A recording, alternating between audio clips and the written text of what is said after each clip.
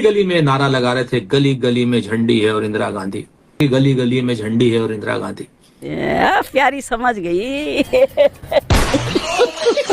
एक चुटकी सिंदूर, क्योंकि एक चुटकी सिंदूर की कीमत आप नहीं जानते नरेंद्र बाबू, आप नहीं जानते नरेंद्र। मोहतरमा, ये कौन सा बकचोदी पहलना फिर तुमने स्टार्ट कर दिया? अगर नहीं जानते तो इस तरह से बदला नहीं लेते। जितने भी सारे माताओं का सिंदूर गुजरा है, सबका बदला मोदी सर ने ऑपरेशन सिंदूर करके ले लिया है। नरेंद्र बाबू, ये तो टट्टी है।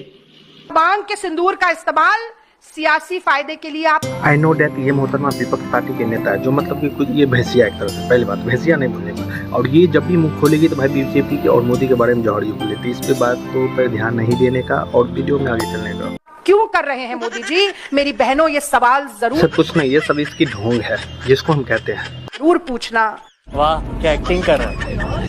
मुझे नहीं लगता है कि इस सवाल का जवाब मिलेगा। तुम जैसी मोहतरमा को सवाल का जवाब और जवाब का सवाल दोनों मिलेगा, पर ये पूछना जरूर। सवाल का जवाब नहीं मिलेगा। अरे कहना क्या चाहते हो? मैंने खुद एक ड्रोन अपने गांव में गिराया, चंद्रके में। आपने खुद गिराया ड्रोन? कहता है ना, जब काम न समझ में आए, जब तुम पे कोई हमला करे, तुम चिड़चिड़ापन तुम्हारे दिमाग में घुस जाए, बैठ जाए, फिर निकालने का समाधान न मिले, तो जो ड्रोन देखो कि अगर आ रहा है तो उसको लेकर अपने पिछवाड़ा में घुसा लो। वही बंदा ये किया है।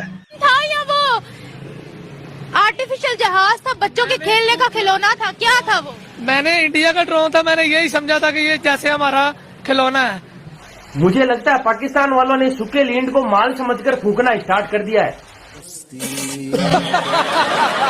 अगर इनका यही हाल रहा तो थोड़े दिन बाद में ये बोलेगा कि इंडिया से आती हुई मिसाइल को मैंने उड़कर मेरे पिछवाड़े में ले लिया है और पाकिस्तान को बर्बाद होने से बचा लिया है।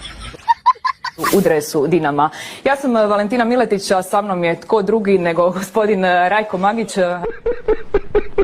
हम कहते हैं हम सुपर पावर बनना चाहते हैं। तुम बनना चाहते हो या तुम्हारा चमचे वाले मुल्क पाकिस्तान बनना चाहता है? दलितों की आबादी 15%, पिछड़ों की आबादी कम से कम 55%, आदिवासियों की आबादी 9%, माइनॉरिटीज 15%, सब जोड़ लो 90% बनता है। लेकिन राहुल चचा तो 94 हुई छे न, 93 के नाम हो गए। कुछ नहीं, लगता है कि हमको राहुल चचा को पता चल गया कि यहाँ पे 94 होगा, इसलिए वो सोचने में बिजी है। तो चलते वीडियो के आगे। अच्छा, एक बात मेरे समझ में नहीं आती सर। क्या? जब आपको पता है कि आप जीतेंगे नहीं, सीट नहीं आएगी,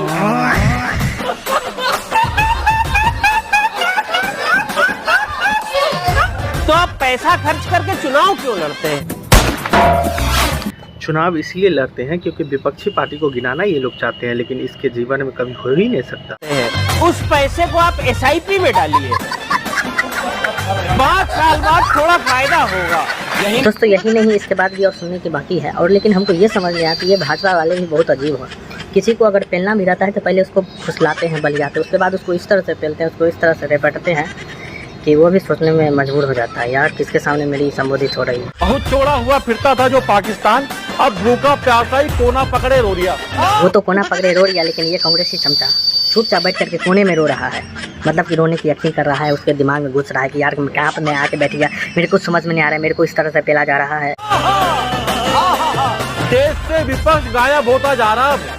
भाजपा ने जनता को कुछ यूं हो लिया, विदेश गया हर विपक्षी नेता जाने कैसे, देखते ही देखते भाजपा का हो लिया। पर बैठा हुआ चमचा सोच रहा होगा कि मेरी इज्जत कर रहा है या मेरा बेइज्जत कर रहा है, क्या कर रहा है? गजब बेइज्जती। बेइज्जती के साथ साथ आप भाई इसके चेहरे पर, फेस पे मुस्कान देख सकते हो, क्या गजब का टोपीबाज आदमी है। देखते ही देखते भाजपा का हो लिया। कांग्रेस पूछे भाजपा से कैसे किया ये सब, तभी भाजपा ही बोले।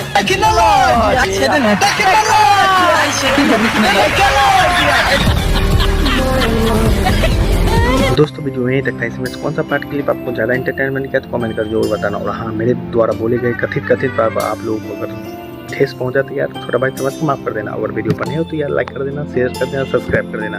फिर मिलते हैं एक और नेक्स्ट वीडियो, तब तक के लिए जय Hind. Thank you so much. आपका दिन शुभ हो।